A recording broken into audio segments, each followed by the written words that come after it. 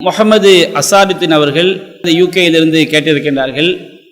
பரிசோதனை கூடத்தில் தயாரிக்கப்பட்ட செயற்கை இறைச்சியை உண்ணலாமா? சிங்கப்பூரில் முதலாக இப்போ லேபில் தயாரிக்கப்பட்ட மாமிச துண்டுகளை அது தயாரிக்கப்பட்டு அதை விற்பனை செய்வதற்காக உரிமம் கொடுக்கப்பட்டிருக்கிறது. அப்போ இந்த மாதிரி செயற்கையாக உருவாக்கப்பட்டு கறி துண்டுகளை முஸ்லீம்கள் சாப்பிடலாமா? இது முஸ்லீம்களுக்கு ஹராமா ஹலாலா அப்படின்னு சொல்லி என்ன செஞ்சிருக்கிறாங்க, கேட்டிருக்கிறாங்க.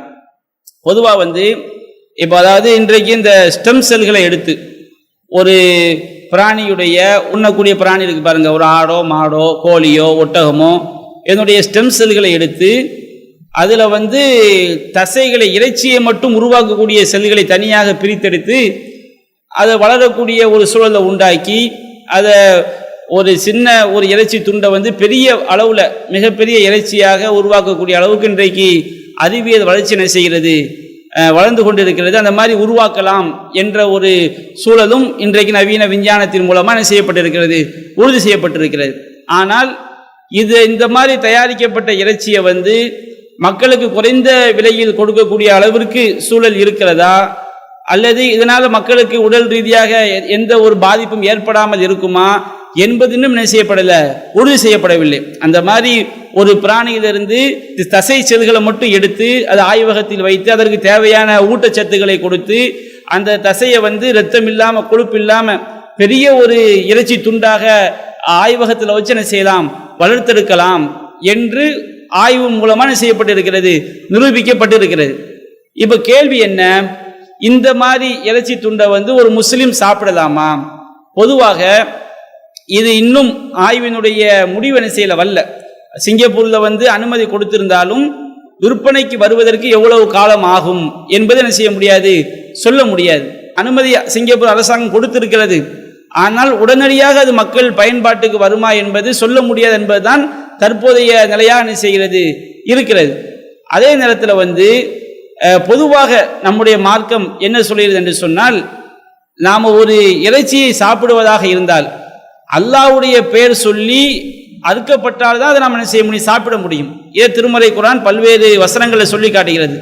6வது அத்தியாயம் 118வது வசனத்தை அல்லாஹ் சொல்கின்றான், ஃபகுலு மிம்மா துக்கிரஸ்முல்லாஹி அலைஹி இன் குந்தும் பி ஆயாத்திஹி மூமினீன். நீங்கள் அல்லாஹ்வுடைய வசனங்களை நம்பிக்கை கொண்டவர்களாக இருந்தால் அல்லாஹ்வுடைய பெயர் கூறி அறுக்கப்பட்டதைத்தான் நீங்கள் சாப்பிட வேண்டும்.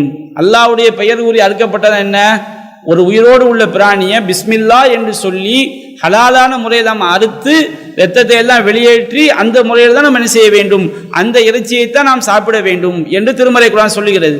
அது மாதிரி 6:121 அல்லாஹ் சொல்கின்றான், வலா தஅகுலு மிம்மா லம் யுஸ்கரிஸ்முல்லாஹி அலைஹி.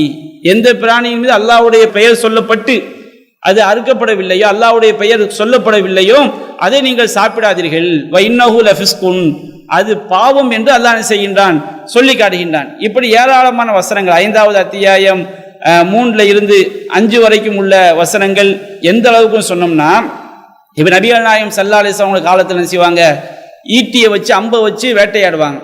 அப்போ அந்த மாதிரி வேட்டையாடும் பொழுது சில நேரங்களில் இப்போ அம்பு அடிக்கிறான் வைத்துக் கொள்ளுங்கள், அந்த அம்பினுடைய கூர்மையான பகுதியும் போய் அந்த வேட்டை பிராணியை வேட்டையாடக்கூடிய பிராணியை தாக்கும்.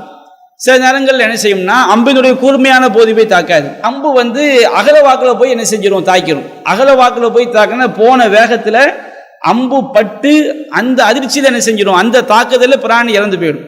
இப்போ பிஸ்மில்லான்னு சொல்லி அம்பு அடிக்கும் போது கூர்மையான பகுதி போய் தாக்கிட்டு வச்சுக்கிடுங்க, அதுவே பிராணி அறுத்ததாக ஆயிடும்.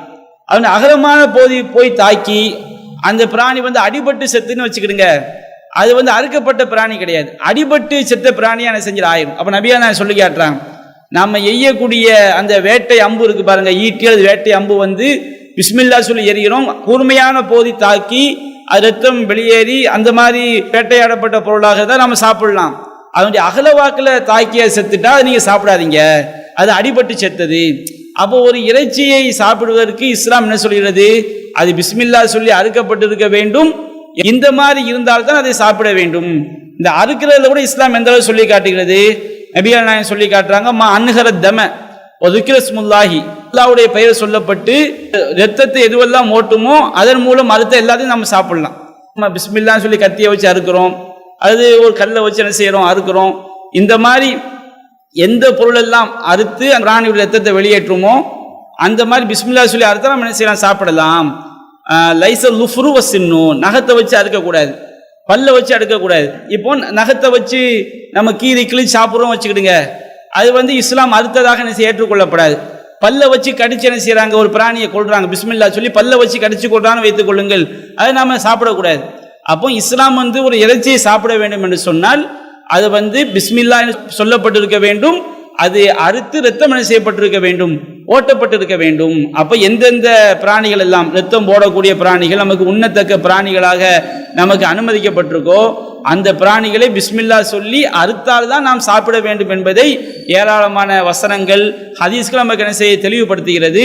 அப்போ அந்த மாதிரி இல்லாத என்ன செய்யக்கூடாது, சாப்பிடக்கூடாது. அதே நேரத்தில் இந்த ஆய்வகத்தில் வளர்க்கப்பட்ட இறைச்சி பாருங்க, இந்த செயற்கை இறைச்சி, இது வந்து ரத்தம் போடக்கூடிய பிராணிகளாக இருக்கும்போது நாம் பிஸ்மில்லா சொல்லி அறுத்து ரத்தத்தை வெளியேற்றி என்ன செய்யணும், அந்த இறைச்சியை நம்ம சாப்பிடணும்னு சொல்கிறோம். அப்போ இதில் வந்து சில உள்ளாய்வுகள் இருக்கலாம். என்ன உள்ளாய்வுகள், அந்த இறைச்சி வந்து ரத்தம் அதில் கிடையாது, அது ஆய்வகத்தை வளர்க்கப்பட்டது, அது இறைச்சியுடைய வகையில் அடங்காது என்பது போன்ற ஆய்வுகள் அதில் இருக்க வாய்ப்பு இருக்கு. என்றாலும் அது இன்னும் நடைமுறைக்கு என்ன செய்யவில்லை, வரவில்லை. ஒரு பேச்சுக்கு நடைமுறைக்கு வந்துட்டு வைத்துக் கொள்ளுங்கள், ஒரு முஸ்லீம் அதை தவிர்த்து கொள்ளதான் வேண்டும், தெளிவான ஒரு முடிவு தெரிகிற வரைக்கும். ஏன்னா மார்க்கம் என்ன சொல்கிறது, தாமா யுரீபுக் இலா மாலா யுரீபுக், உனக்கு சந்தேகமானதை விட்டுவிட்டு சந்தேகம் இல்லாதின் பக்கம் சென்று விடு. மார்க்கம் வந்து ஒரு இறைச்சி துண்டை சாப்பிட வேண்டும் என்று சொன்னால் அது வந்து பிஸ்மில்லா சொல்லி அறுக்கப்பட்டால் தான் சாப்பிடணும். அது மாதிரி சட்டத்தை இஸ்லாம் தெளிவாக சொல்லும் போது ஆய்வகத்தில் வளர்க்கப்பட்ட அந்த இறைச்சி என்பது வந்து சரியான பிராணியிலிருந்து அல்லாஹ்வுடைய பேர் சொல்லி அறுக்கப்பட்ட பிராணி எடுக்கப்பட்டதா அல்ல பல்வேறு விதமான கேள்விகள் செய்யப்படும், அதில் ஏற்படும். அப்போ அப்படி இருக்கும் பொழுது அந்த இறைச்சி விஷயத்தில் வந்து எப்படி அதை முடிவு செய்வது, அது இறைச்சியில் சேர்க்கிறதா இல்லை இறைச்சியில் அடங்காது, அது ஒரு ஹலாலான உணவுப் பொருள்தான் என்பது ரீதியாக எடுத்துக்கொள்வதா, அது மக்களுக்கு பாதிப்பு ஏற்படுத்துமா ஏற்படுத்தா என்பதெல்லாம் பல்வேறு ஆய்வுகளுக்கு உட்பட்டது. அது இன்னும் மக்களுடைய நடைமுறைக்கு வரவில்லை. இன்ஷா அல்லாஹ் மக்களுடைய நடைமுறைக்கு வரும்பொழுது அது தொடர்பாக நாம் என்ன செய்வோம், இன்னும் விரிவாக அதற்குரிய மார்க்க நிலைப்பாடுகளை நாம் தெரிந்து கொள்ளலாம்.